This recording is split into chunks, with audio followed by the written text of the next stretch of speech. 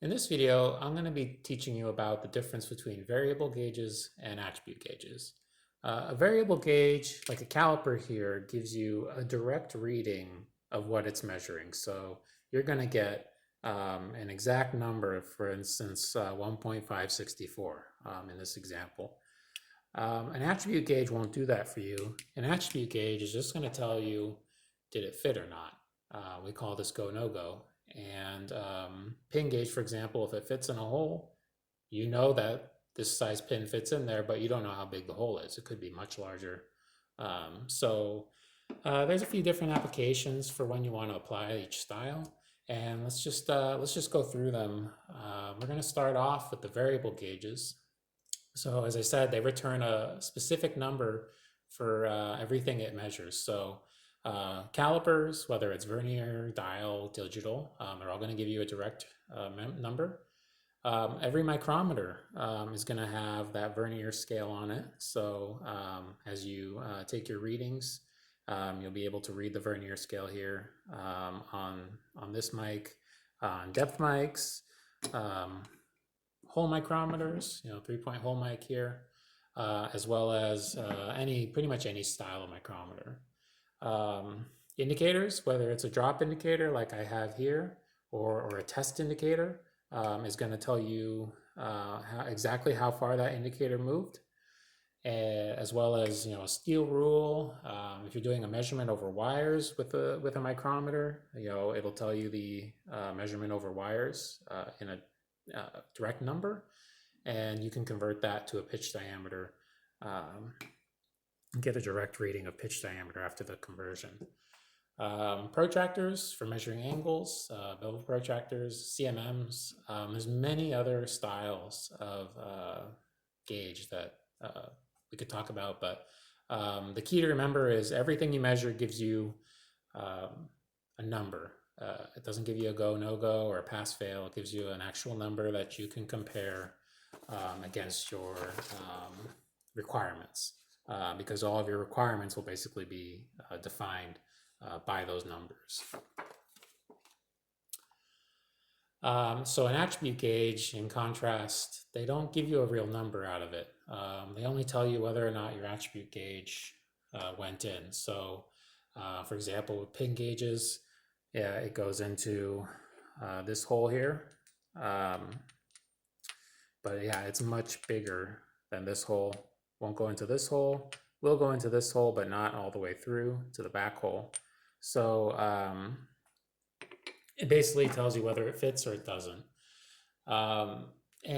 Normally I'll take a look at my print here, and I'll say, let's look at this 397 hole. Let's look at our tolerance. We have plus or minus 5 thousandths on our 397 hole for this part here. And so I will say, okay, it needs to be between 392 and 402, adding 5 thousandths, subtracting 5 thousandths from the nominal here. So I'll go to my little pin box and I'll grab the 392, which is right here. And we'll see if that goes in. Yep, flies through easily. No resistance. Then I'll grab the 402. See if the 402 goes in, and it doesn't even start. So I know that hole size is somewhere between 392 and 402, and that means it passes, but I don't know how big the hole is. If I wanted to know how big the hole is, I could keep grabbing successive pins from 392 to 393 to 394, and I could figure out, within a thousandth, how big that hole is. But I wouldn't be able to know it exactly. Even a caliper is not going to give you better resolution than the pin gauges, because the resolution of the caliper is the same as the pin gauges. So I can read that to 1,000th of an inch, and I have pin gauges at 1,000th of an inch increments. So in this case, variable is not going to give you any additional resolution. If we had a hole micrometer in this size, you could get down to the 10,000th of an inch. You could stick it in there. If you had pin gauges that are in increments of 10,000th of an inch, you could do that too. But really, you don't know how big that hole is. Just using the pin gauges, you just know which one fits and which one doesn't. And this style of checking what pin goes in is called go, no-go gauging. So you have a go pin and you have a no-go pin. And basically, one of them should go in, one of them should not. So with a go pin, in this case, it was the 392 pin. As long as that one goes in, and the 402 pin, which is the no-go, if that doesn't go in, the hole passes the requirement. Now, if both of them go in, that means the hole is larger than your no-go size, and you've got a problem. And if both of them do not go in, means the hole is too small, and you've got another problem. So what you're looking for is for the go pin to slide in, and for the no-go pin to stop before it starts to go in. So pins are a great example for this. They come in increments of 1,000th of an inch all the way up from about 11 thousandths to an inch. So you can get about 900, 987 pins, something like that, in a set if you want to.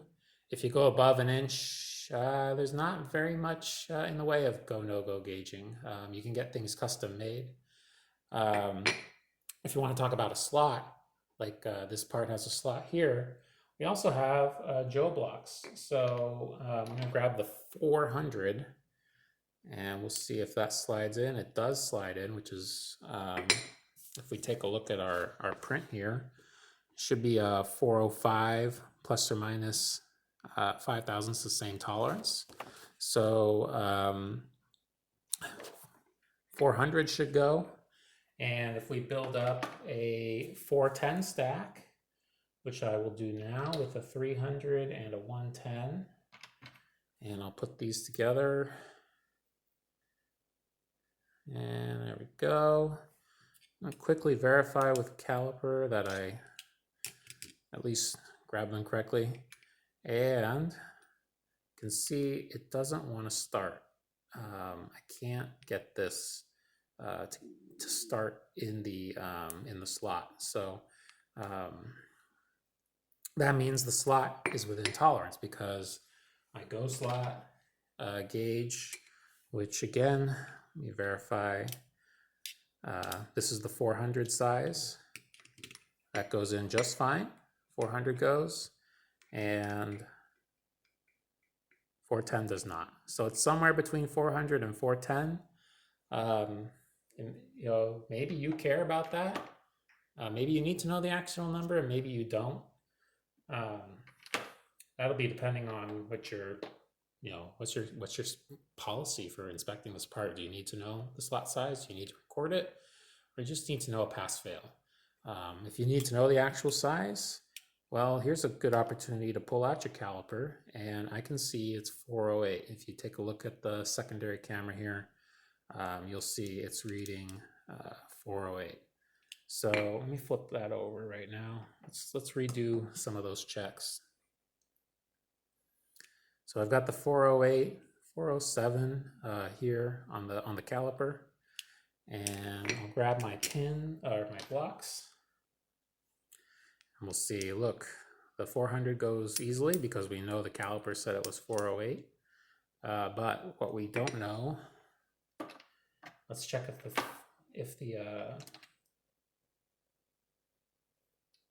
let's check if the 410 went again. So I'm going to build up my 410 stack. I'm going to crisscross, slide together. Quickly verify that I grab the right side. Okay, 409. I'm only checking that it's 300. It looks pretty much the same size, whether you look at it from the side or look at it from the front. So I'm just trying to verify. Yeah, I did grab the right one. I would normally always recommend verifying this with a micrometer or an indicator, not a caliper, but for the purposes of this check, using a caliper. And again, once again, does not go. So 410 on the caliper, 407, 408 on the caliper. So obviously our 410 stack's not going to go in. So that's our no-go size. That means it worked just well, that there. So, um, gauge pins are a great go, no go. So are stacking up blocks. You can stack up these blocks um, as high as you need to create your go and your no go stacks. Um, this set goes up to a 4-inch block as its maximum size. So you can stack up quite a lot if you need to. Another great tool, if you're going to inspect the thread on this print, let's take a look at this thread. Has a 3/8/16 UNC 2B thread. Well, the way you're going to inspect that is with a go, no go thread gauge. So you're going to take a gauge that threads in to this hole. The go should thread in, the no go should not thread in. It's the same as when you're using the pin gauges. And I don't, unfortunately, I don't have that right here to show you, but if this is a good part, you're going to thread in the go side, and then when you go to start the no go, it's just going to stop.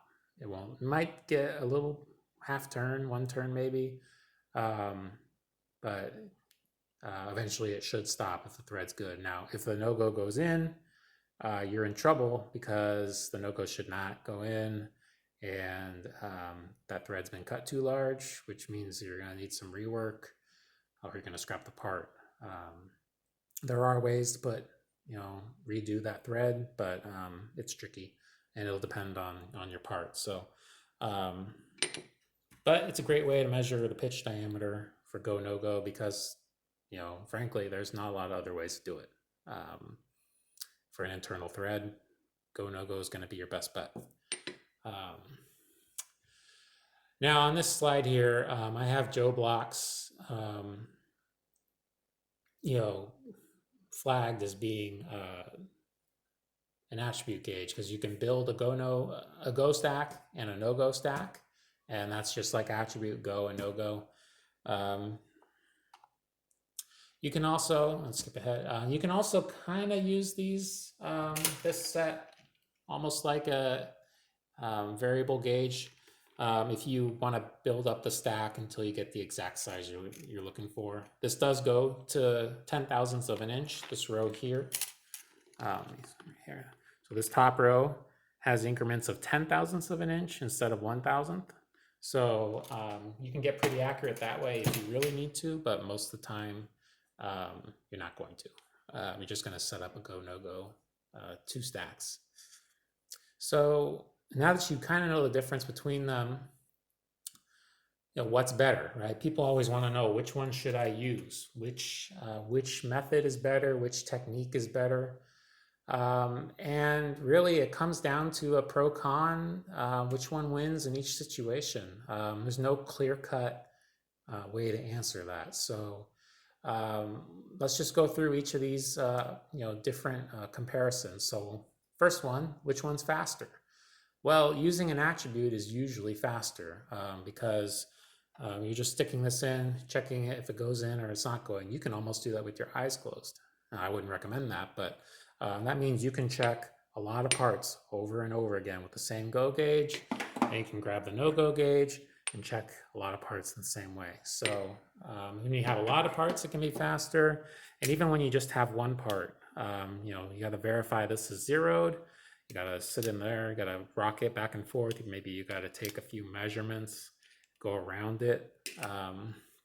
So I would say attribute gauges are a clear-cut winner if you're looking for speed. And also think about it if you're looking at cost. That's debatable. I put attribute gauges as being lower cost, mostly because this caliper is $100. This individual pin is maybe $10. And so if you're going to get a go no go situation and you just need a couple of pins, you're going to pay $20 for this. You're going to pay maybe $100 for a caliper. And when you start talking about micrometers, each one of these hole mics can be very expensive, and it has a very small range. So you get yourself a nice set of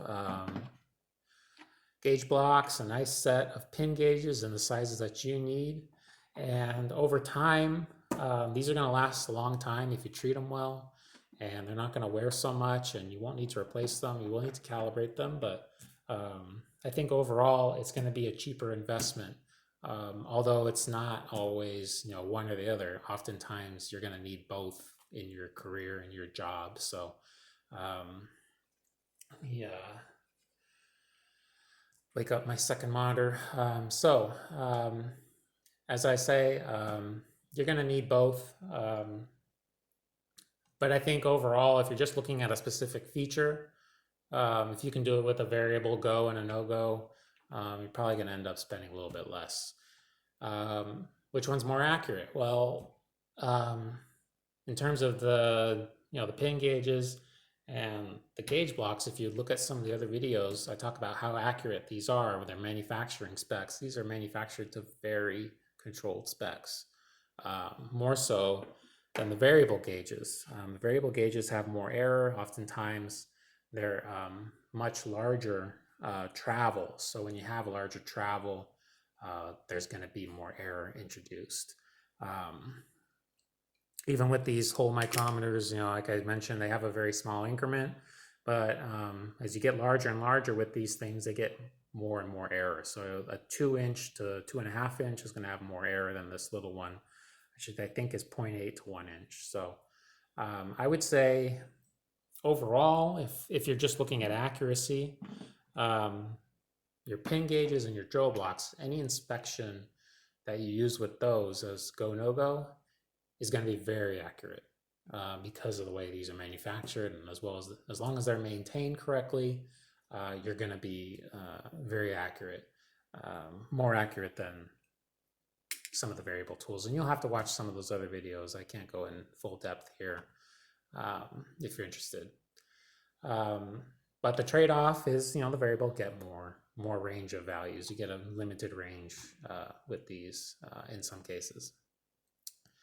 Next one comes down to, kind of your business operation. Are you going to use a sampling plan?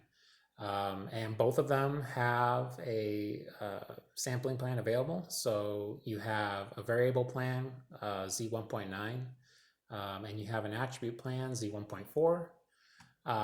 Now, I'm going to talk about sampling in another video, go into more detail with that, but basically there are sampling plans available. If you're going to be using go, no-go gauging, you're going to grab the attribute Z1.4. And if you want to use variable inspection plans where you need an actual number, you might want to follow Z1.9. And as I mentioned, there's another video where I'll talk about sampling plans. That's not exclusive to the gauges. It's more exclusive to the measurement, to the method. So let me fix that real quick. Oh my gosh, what did I do? Okay, sorry about that. When you're talking about sampling plans, as I was saying, it's not exclusive to the gauge. You can use variable gauges in an attribute plan and vice versa. But if you want to kind of, stick to using variable gauges and variable plans, look up these plans. There's some other, these are the ANSI ASQ ones are not the exclusive. There's more out there. So, but these are the most commonly used in manufacturing nowadays. So write this down, look this up on the internet if you've never heard about these. Z1.9 and Z1.4. 1.4 is a lot more common. So research that if you're going to be doing a lot of sampling in your career, in your job. Next one, data analysis. So kind of goes hand in hand with the sampling. Some companies will track every feature that they record. They want to track maybe how thick this is. It might be something they're tracking closely in production because it's hard to control. Could be critical to the final customer or assembly, an internal process, whatever. And they're going to track each number in a variable sense. So if I grab this, I get 0.998 thickness with my caliper. Well, I could record that for my inspection sheet. And for hole size, you could grab your go size. So 392, I believe, was the go size for this hole, and that went in. Let me leave that out. And 402 would not go in. You can record that as well and do some data analysis. If that one's basically just a pass fail, and you'll record how many parts passed, how many failed, and you can do some data analysis on that too. So there's different requirements. If you're not sure, you can ask a supervisor, ask somebody who's been there a while. Is the company using this data for anything, or is it more of a record of it passed failed? And there's different applications. Like I mentioned, you can use this to verify your process. If your process is in control, or if it's wildly out of control, and sometimes you can track down what's causing those out of control situations. It could be environmental, it could be manufacturing process related, like wear, but many companies find it very useful, and some require it. So if you're not sure, just ask somebody. So keep going on which is better. Do you record the data at all? So I just went through and said you can do data analysis on go, no go, which is attribute. This one, you're not actually recording a measurement, right? You're recording a pass fail when you're doing attribute, but you're not recording the number. So because you're probably going to be at your extreme go side and your extreme no go side. So in that sense, you're not really recording data measurements, you're recording pass fail. But with variable, as I said, you are recording whatever size you got on the calipers. So you can get histograms with that, averages, all sorts of nice things from data like that. So again, if you're not sure what you should be doing, just ask somebody. It'll probably be clear, and if it's not clear, I'm sure somebody will tell you. And then it comes down to, well, when do you want to use it? These next four, if you're setting up a process, if you're like, got a new product coming through and you got to maybe buy some tooling, or maybe you've just got to use your time wisely. You're looking at your what you need to get done in the day, and you're saying, oh man, which tool should I use? I've got all these variable gauges, I've got all these attribute gauges that can do the job. How do you decide? A lot of people will just pick whatever they're most comfortable with, and that's a reasonable way to do it. I won't say you shouldn't do that, but I will say, you want to get comfortable with everything, strengths and weaknesses of all the gauges. So I would say take a look at your parts, take a look at your tools, and let's go through these examples. So are you talking about low volume? If you're going to do low volume, maybe a variable gauge is fine, just because, yeah, you've already got it. You're going to have a caliper, you're going to have micrometers around. If you're only doing one or two parts, the low volume nature of that will be fast with a variable gauge. But if you had to do a lot of parts, hundreds or thousands, maybe you're doing 100% checks in a high volume situation, well, then it's going to make more sense to get your no-go gauges set up. Like I said, you can kind of almost do this with your eyes closed, which I don't recommend. But it's go, it's no go, and you just move on from there. So that's great for high volume stuff, because you can do all your goes left to right, you can do all your no goes left to right, pull out the ones that failed that inspection, and move on. Next one, when you're talking about low complexity or high complexity, I would say attribute gauges are great for low complexities, slot width, hole size, something that's got very basic go, no go qualities to it. So when you look at your print, you'll be able to, get a feel for it. The more parts you do, you'll be able to get some sense for when you should be using a go gauge or an attribute gauge. A variable gauge. So I would say high complexity tend to be more oftenly measured with the variable gauges, because they'll have a lot of complex numbers around them, like an angle. It's hard to set up a go, no-go gauge for an angle. Could be a flatness or a parallelism. Again, how you're going to do that with a go no go gauge. So when it gets to high complexity stuff, maybe you're going to be using a CMM just because of the nature of the call out. Right, I got a print here. This is PM3. If you want to check the website for that, and equal spacing. Yeah, it's going to be hard to do with a go no go gauge, but very easy to do with a variable gauge. So you can, I would say, low complexity, simple pass fail, use the attribute gauges, and high complexity, maybe you have to use the variable gauges. So, a little graphic here. On the top side, you're going from low to high. In terms of volume, when you have low volume, you could use anything. It may not matter. Low volume, low complexity, either one. That's kind of the no-brainer type of checks. So go ahead and use whatever you're comfortable with, whatever you're confident in. For the high volume but low complexity, grab your gauge pins or your Joe blocks, set up a go no go. For your low volume but high complexity, that's probably going to lend itself to a variable gauge inspection.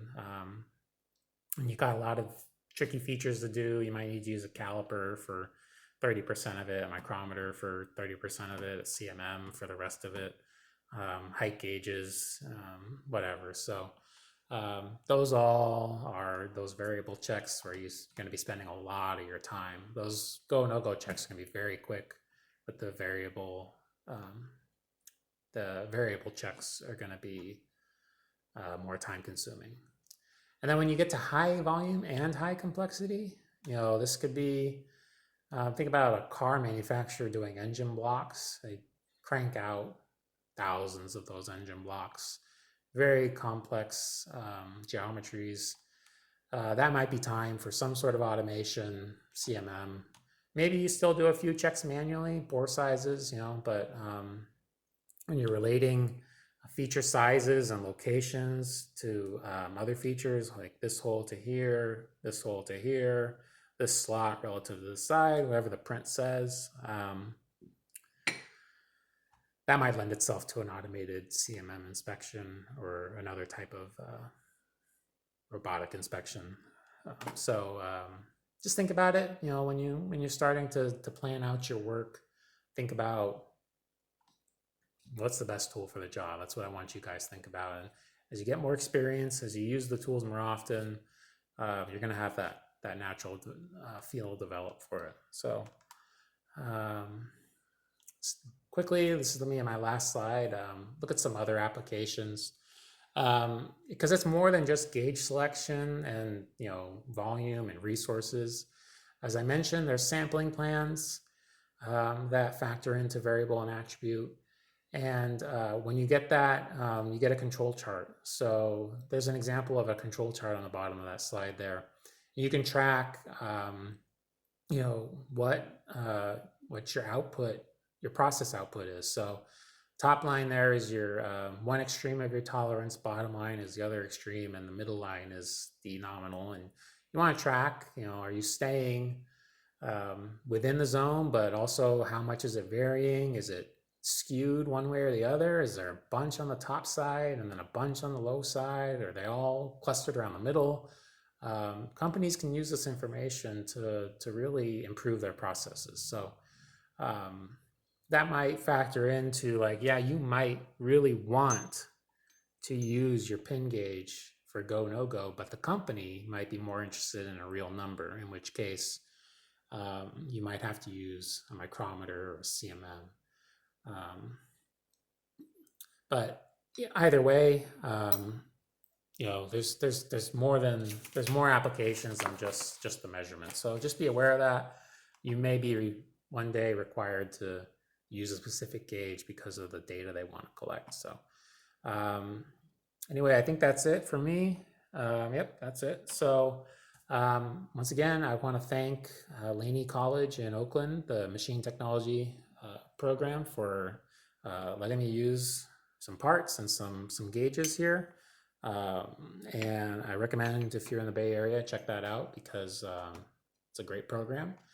And I want to ask you guys to check out the website, practicalmetrology.com, where you can find more videos, resources, and generally just hopefully I'll have more content on a regular basis. So thank you again, and I'll see you at the next video.